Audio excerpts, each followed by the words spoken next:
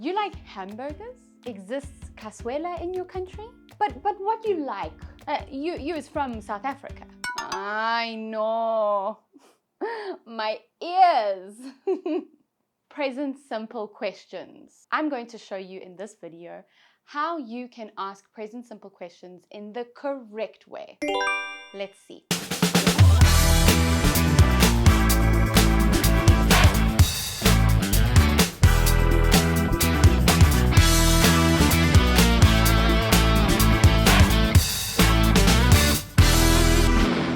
When you are a native Spanish speaker, questions can be confusing to form in English because the structure is not the same. In Spanish, if you want to make a statement or ask a question, the structure is exactly the same. Only the intonation changes. For example, ella estudia español todos los días versus ella estudia español todos los días. As you can see, nothing changes. However, in English, the structure of a statement sentence versus a question is different, and indeed, it does change. So, using the same example, statement, she studies Spanish every day. How do we convert this sentence to a question? She studies Spanish every day? No. Before I give you the right answer, let's look at the sentence structure of a normal statement sentence in English. Okay, we always have subject plus verb plus object. For example, she studies Spanish every day. Now, for a question, we always need to change the position of the subject and the auxiliary verb around. So, we would say, does she study Spanish every day? Okay, we need to change that auxiliary verb and the subject around. So, this is the structure of a question. First, if you want, it's an option, you can have the question word. When, what, who, how. Then the auxiliary verb, do or be in the present simple. And then the subject, the person or the thing involved. And then the main verb and blah, blah, blah, blah, blah. But please, don't let all the technical terminology confuse you. Let's take a closer look at what an auxiliary verb is. For tips on how to use the different question words and questions in general, check out the video that Bernadette made. Now, before we begin, it is vital that you understand what an auxiliary verb is in English and how it functions. Once you achieve this, it will revolutionize the way you ask questions and your ability to understand questions being asked. Auxiliary verbs are obligatory for the interrogative and negative forms in English. Present simple tense uses two auxiliary verbs, do and be. Oh, I know that in school, to be was drilled into your head a million times. But why do you think that is?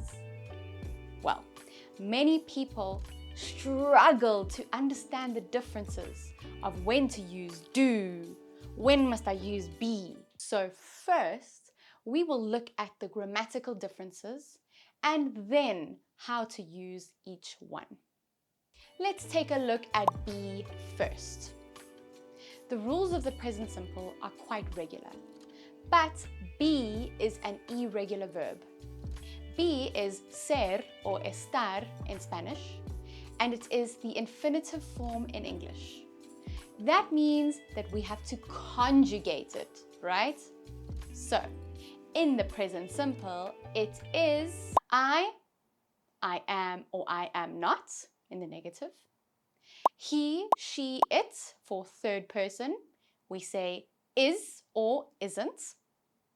You, they, we use are or aren't. Is she happy? Aren't they from Peru? Now let's take a look at do.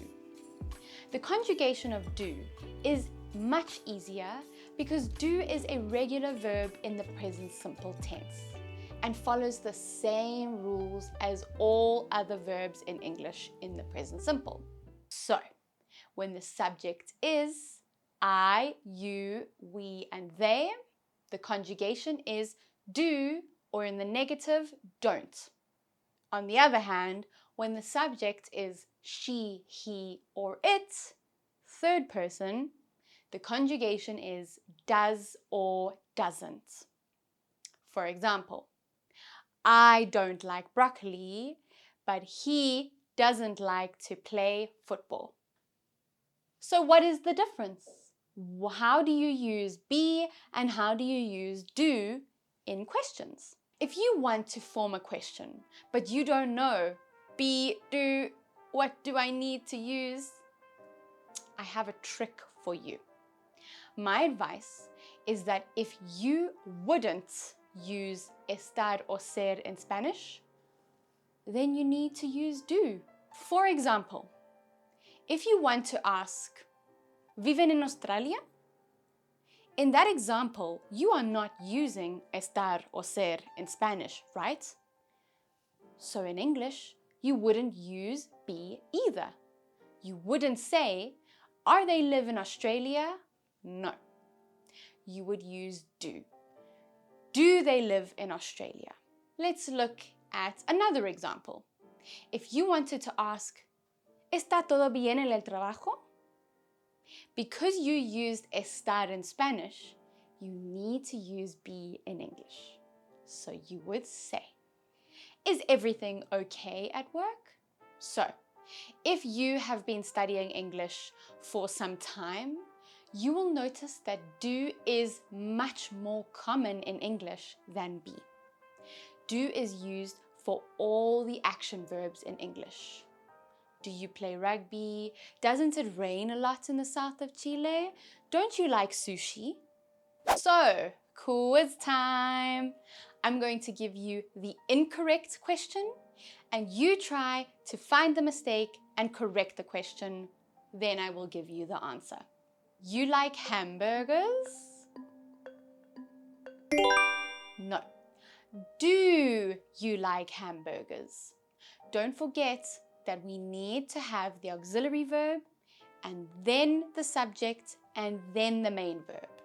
¿Existe cazuela in your country? Does cazuela exist in your country? Don't get confused when trying to use existe in English. Remember, the normal structure of a question that needs an auxiliary verb is always going to be used in English. So we would say, does maracuya exist in South Africa, for example? Not exist maracuya. What you like about Chile?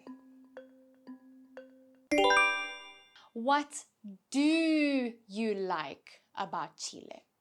Remember that even though we are using a question word, we will always need an auxiliary verb directly after. What do?